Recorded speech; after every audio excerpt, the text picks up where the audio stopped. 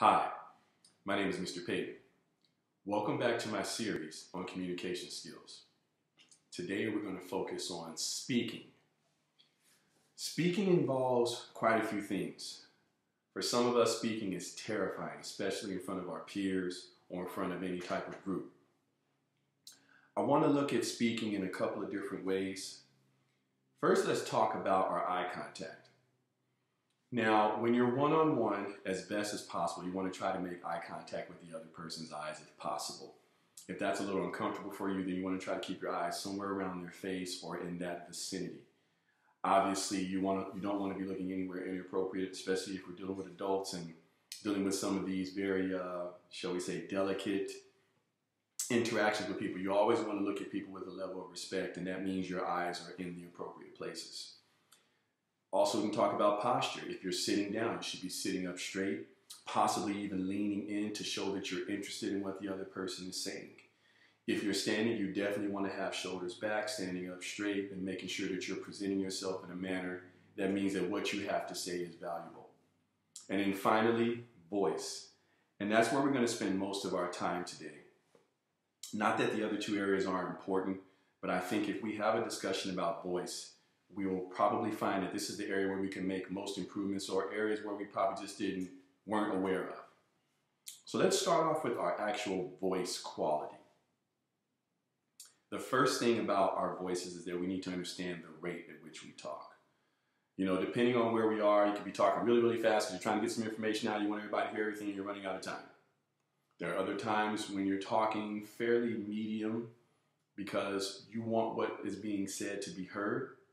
And then there's other times where you go really slow, when you're like talking to a young person or someone who you think doesn't understand what you're saying, and you talk in a manner where they can understand every single word. Let's talk about some of the situations where we may have to look at rate.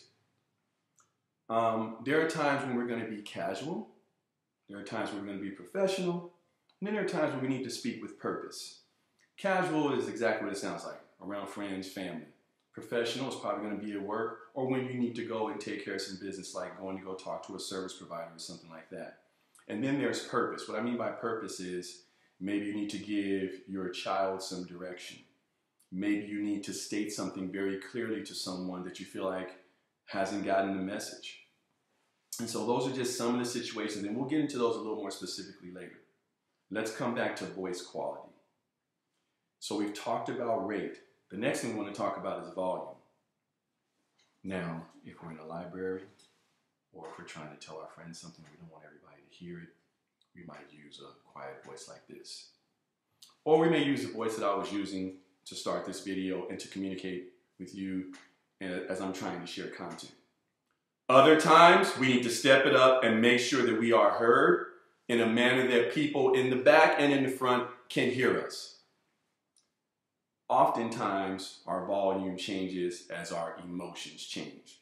And that's something that we can work on at another time, but we definitely don't want to raise our voice, as we say, or increase our volume, because that can actually take away from your message. Okay, and finally, this is one that's probably the most difficult for people: articulation. Articulation simply means the way that you are able to pronounce certain words.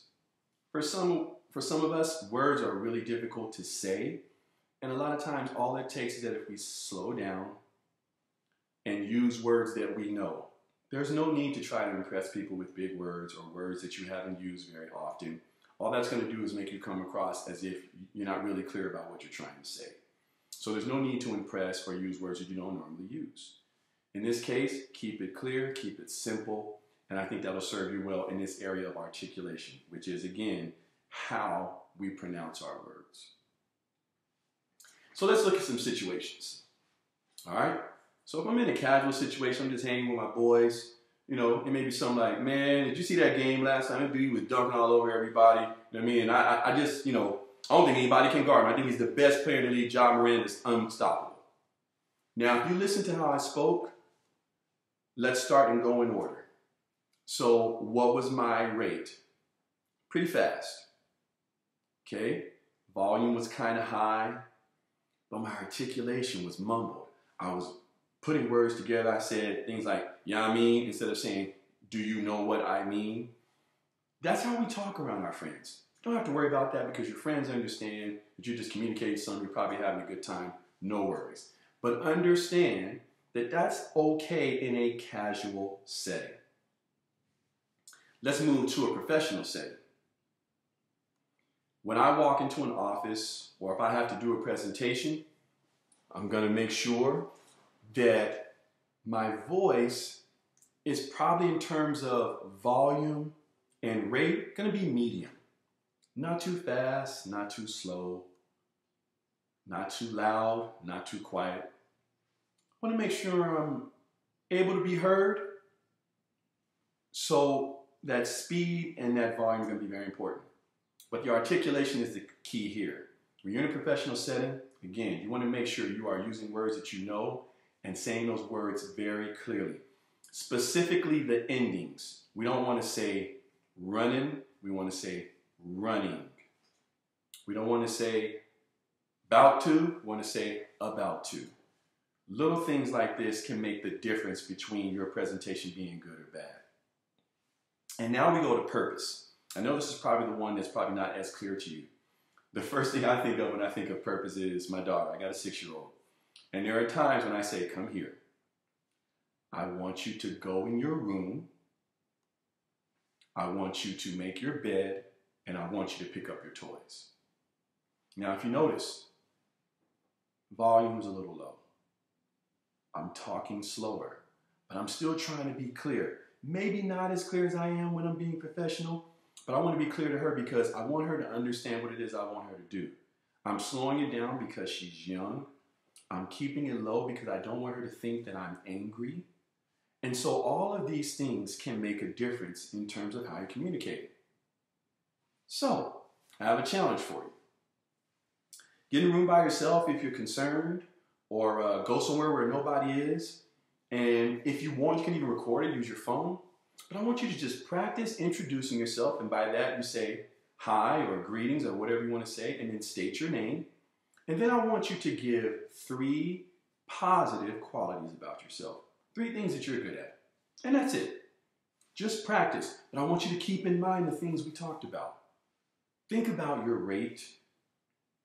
How fast are you talking? Think about your volume. Are people going to be able to hear you? And then think about your articulation. How are you saying the words? Okay? Just a little thing. Ladies and gentlemen, the only way we get better is to practice. So that's just the opportunity to practice. I want to thank you for watching this episode of Communication Skills. I hope it has some value for you. Please like this video and subscribe to my channel. I have more content coming. Have a great day.